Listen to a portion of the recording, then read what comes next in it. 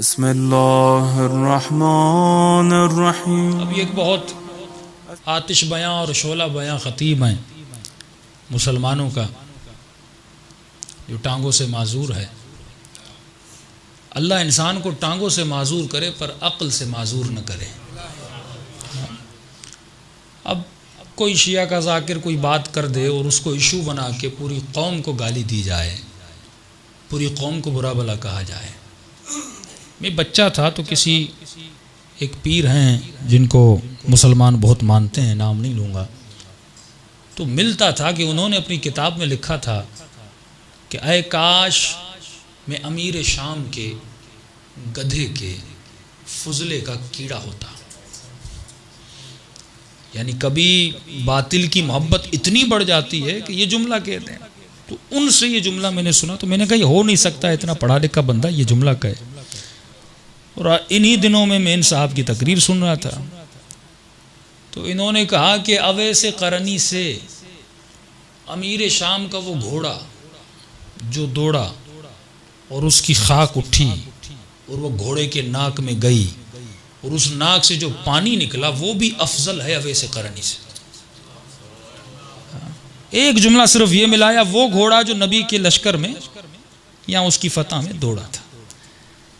तो ऐसे ही आपको शियों में मिलते हैं। उन्होंने भी यही घोड़े की मिसाल दी थी, वल आदियात ज़बहा फलमूरियात क़दहा, कि वो अली का घोड़ा जो दौड़ा था, खुदा उसके नाक से बहने वाले पानी की कसम खा रहा है और कहा ये पानी कुम और मशहद के मौलवियों से अफजल है। कि कहाँ की चीज़ बंदा कहाँ मिला रहा है।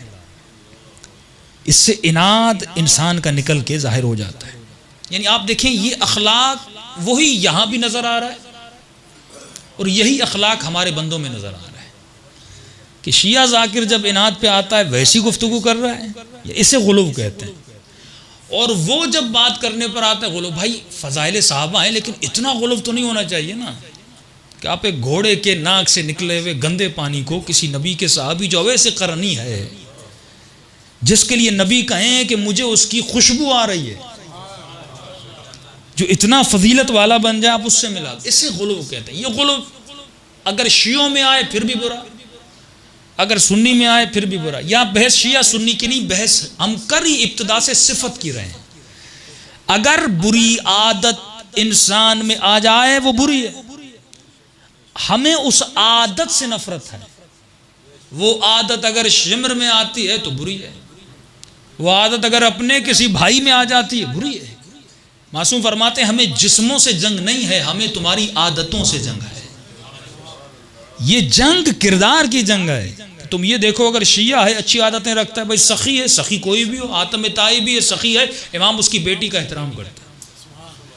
किसनी का मौला वो तो काफर था, अब उसकी बेटी का एहतराम क्यों? इमाम फरमाते हैं काफर था पर सखी था, उसके वजूद में सखावत की निशानी। अब कोई शिया हो और कंजूस हो तो मौला उस काफर का एहतराम करेंगे लेकिन इस शिया का एहतराम नहीं करेंगे, क्योंकि उसमें सिफत इलाही नहीं है। हमें ये नहीं देखना निस्बत क्या थी, नबी का बेटा था, नबी का साथी था, नबी के साथ रहता था, ये हमें देखना ही नहीं है। खुदा कहता है इन्ना करमकुम इंदल्लाहि अतकाकुम, तुम्हें ये देखना है किसके वजूद में तकवा की सिफत है। अगर ये मुत्तकी है, सहाबी है, इसके कदम भी हमारे लिए मोहतरम है। अगर ये मुत्तकी है, नबी की औलाद में से है, हमारे लिए काबिल एहतराम है। लेकिन अगर मुत्तकी नहीं, बुरी सिफत है, सहाबी भी है, तो काबिल एहतराम नहीं है। अगर मुत्तकी नहीं है, बुरी सिफत है, अगर औलाद अली से भी है, तो हमारे लिए काबिल एहतराम नहीं है। अपना जाफ़र कज़्ज़ाब कौन था? 11वें इमाम का, इमाम ज़माना के चचा है जाफ़र कज़्ज़ाब, लेकिन लक़ब क्या मिला तारीख़ में? कज़्ज़ाब, यानी झूठा। जब किज़्ब की सिफत आ गई तो अहले बैत ने कहा इस शख्स से क्या करो, दूरी करो। नूह का बेटा है, जब बुरी सिफत आ जाती है तो खुदा कहता है लैसा मिन्ना अहलिक, ये तुम्हारी अहल से नहीं है। लेकिन जब अच्छी सिफत आ जाती है तो मौला अली फरमाते हैं सलमान व मिन्ना अहलल बैत। सलवात पढ़े मोहम्मद व आले मोहम्मद।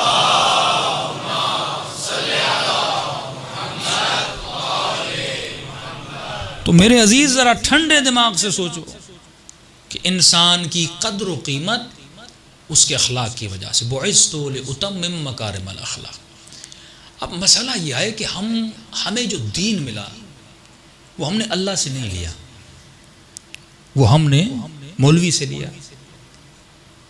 अब हमने ये भी नहीं देखा इस मौलवी में तासुब है नहीं है, इसकी सिफत अच्छी है नहीं।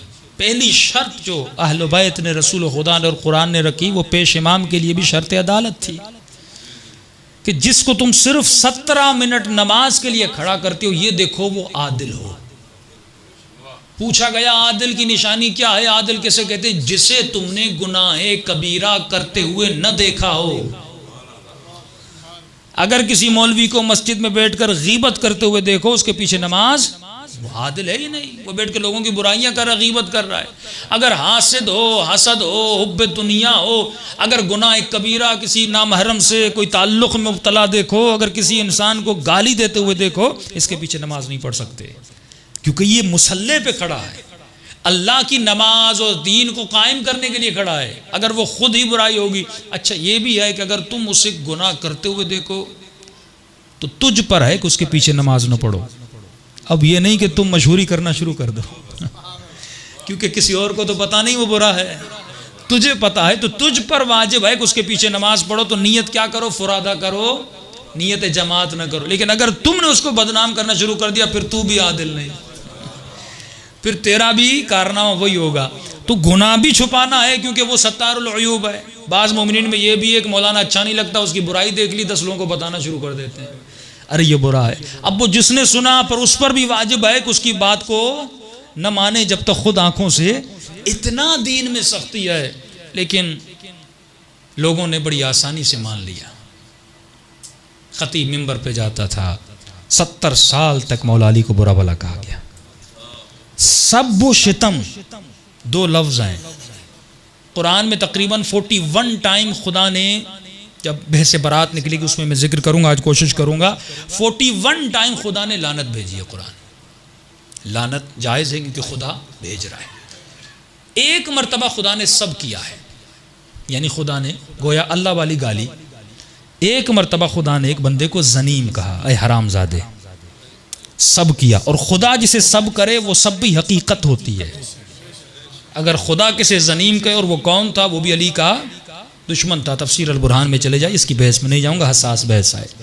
एक मरतबा खुदा ने सब के, उसके बाद खुदा ने बंदों को मना किया, वला तसुब्बू, अय अहले बैत के मानने वाले, अय साहिबान ईमान, कभी भी एक दूसरे को गालियां न दिया करो। यहां तक कहा कि जो अल्लाह का दुश्मन है उसे भी गाली न दिया करो। क्यों? जब तुम गाली देते हो सकता है वो तुम्हारे सच्चे खुदा को गाली दे। इल्मी बहस करो, इल्मी मरातिब को बयान करो, उसके किरदार को बताओ कि तारीख में किरदार क्या था, लेकिन कभी गाली देने का तुझे हक नहीं है।